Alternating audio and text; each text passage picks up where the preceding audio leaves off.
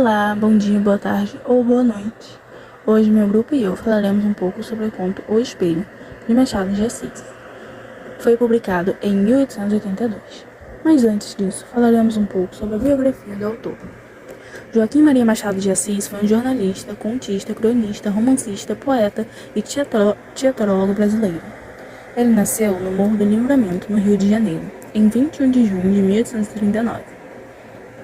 Estudou na escola pública do seu bairro e tornou-se amigo do padre Silveira Sarmento, o ajudou nas missas e conhecendo um pouco do latim.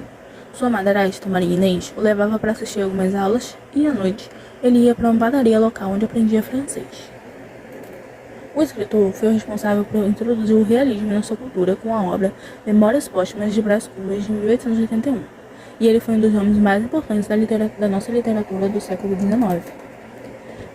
Contando agora um pouco sobre a sua linha do tempo, sobre um pouco da sua vida e suas obras, quando ele tinha apenas 16 anos, ele publica seu primeiro poema chamado Ela. Um ano depois, ele vira aprendiz de tipógrafo, entrando para a tipografia nacional. E 3 anos após isso, ele colabora na revista O Espelho como crítico teatral. Em 1860, ele vira redator do Diário do Rio de Janeiro, fazendo resenhas dos debates do Senado. Em 1862, ele exerce a função não remunerada de auxiliar de censura no Conservatório Dramático Brasileiro. Em 63, é publicado o Teatro de Machado de Assis, e ele passa a publicar vários contos no Jornal das Famílias. Um ano depois, ele publica seu primeiro livro de versos, e em julho, firma contrato com B.L. Garnier para a venda definitiva dos direitos autorais de Grisálidas, ou Grisálidas. Em 1864, ele ajuda a fundar a Arcádia Fluminense. Em 1867, ele é agraciado com a Ordem da Rosa no grau de cavaleiro e é nomeado ajudante do diretor do Diário Oficial. 2 anos após isso, ele se casa com a portuguesa Carolina Augusta. Em 72, seu primeiro romance é publicado, chamado Ressurreição. Em 73, ele é nomeado primeiro oficial da Secretaria de Estado do Ministério da Agricultura, Comércio e Obras Públicas. Em 76, ele é promovido a chefe de seção da Secretaria de Agricultura. E 3 anos depois disso, ele publica na Revista Brasileira o romance Memórias Póstumas de Brás Cubas, em 1800 de Agricultura. E 3 anos depois disso, ele publica na Revista Brasileira o romance Memórias Póstumas de Brás Cubas.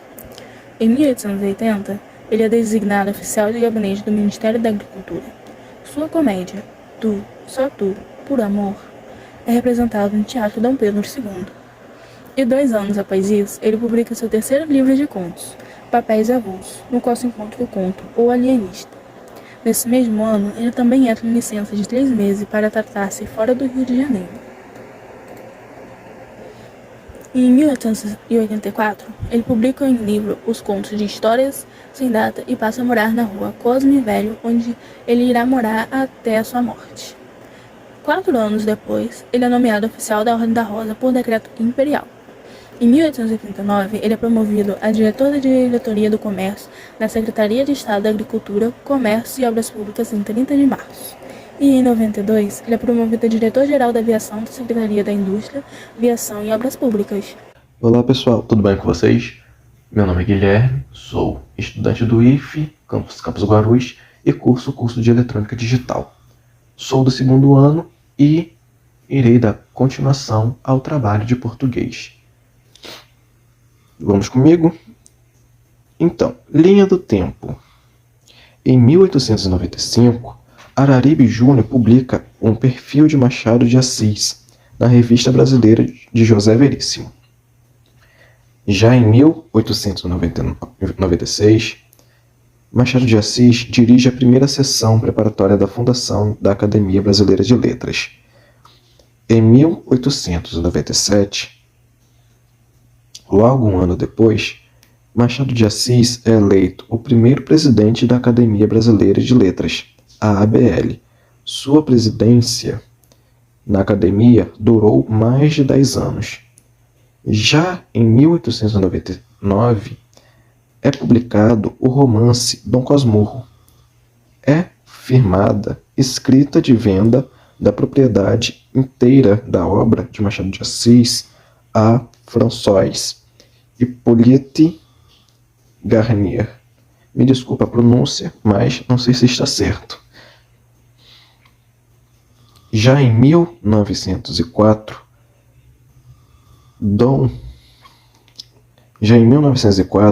Machado de Assis segue para Friburgo com a esposa enferma. Carolina Augusta Xavier de Novaes morre dias antes de completar 35 anos de casamento com Machado de Assis, e os dois não tiveram filhos. Em 1906, Machado de Assis dedica à mulher já falecida seu mais famoso soneto, A Carolina. 2 anos depois, Machado de Assis publica seu 9º e último romance, Memorial de Aires, e publica. Machado de Assis entra em 1º de junho em licença para tratamento de saúde. Em 1908, em setembro de 1908, Machado vem a falecer em sua casa, aos 69 anos de idade. Galera, agora a seguir veremos algumas das obras mais famosas do escritor. Memórias Póstumas de Brás Cubas. Essa obra foi a entrada do realismo para o Brasil, pois contava a história de um homem que morreu e narra a sua vida a partir do seu velório. É uma história cheia de ironias e que faz críticas sobre a elite do Rio de Janeiro na época. Foi publicada em 1881. Logo em seguida, Dom Casmurro. Essa é a famosa obra que deu origem à seguinte frase: Capitu traiu ou não traiu Bentinho?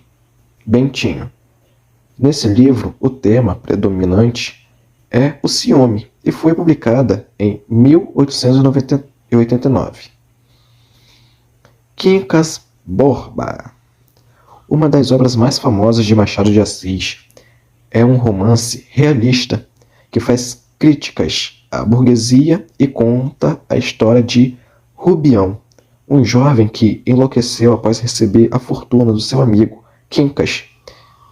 Seu ano de publicação foi 1891.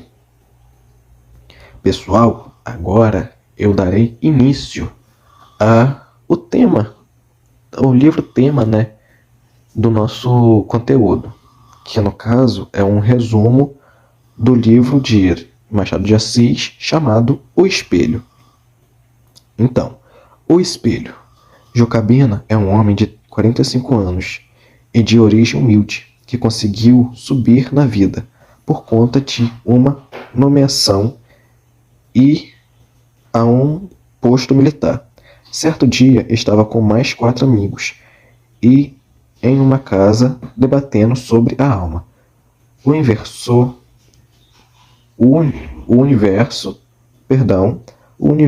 e outros assuntos. Jacobina, porém, mantinha-se calado e parecia não estar muito interessado no assunto. Quando um dos presentes exige que ele dê sua opinião, Jacobina diz que irá contar um episódio de sua vida. Ele pretendia defender sua teoria de que cada pessoa possui 2 almas, uma exterior e outra interior. Aos 25 anos, Jacobina foi nomeado Alves da Guerra Nacional, o que lhe garantiu uma mudança significativa de status. Sua família passou a elogiá-lo e se orgulhou dele, e agora era o Sr. Álvares. Um dia, sua tia Marcolina o chama para ir até o sítio aonde ela morava. Pouco tempo depois de chegar ao sítio, Marcolina saiu de viagem. Aproveitando a ausência dela, os escravos fugiram e Jacobina vice vizinhos no sítio. Assim passou os dias, perdido na sombra da solidão.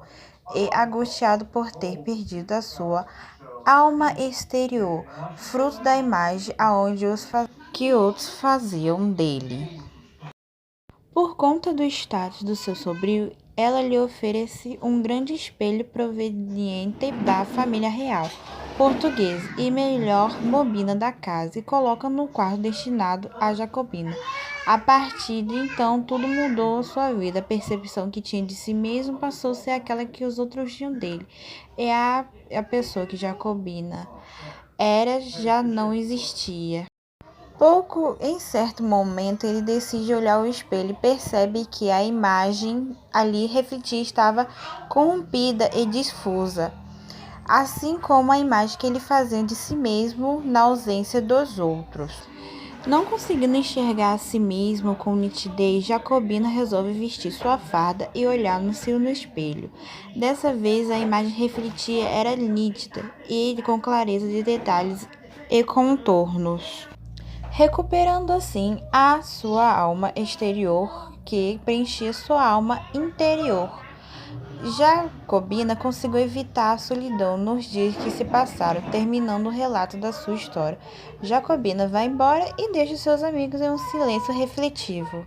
Agora vamos ver algumas características do realismo presente no conto, que vemos logo de cara, assim, quando lemos. O que a gente viu, assim, mais ou menos, assim, o que tá de cara é o compromisso com o real, herói problemático, enfoque nos aspectos psicológicos. Esses aspectos são os que mais estão presentes no texto, os que dê para se identificar só lendo e olhando, mais ou menos. Enfim, galerinha, chegamos ao fim. Se vocês tiverem algumas perguntas, alguns comentários, pode colocar aí embaixo que iremos responder. Chegamos ao fim do slides e também das nossas explicações da nossa forma. Esse foi o nosso grupo. Os links e das referências das outras coisas, das imagens, estão tudo escrito assim no finalzinho do vídeo. Então, se gostou, pode deixar o seu like aí. E muito obrigado por prestar atenção e estar com a gente até o nosso final.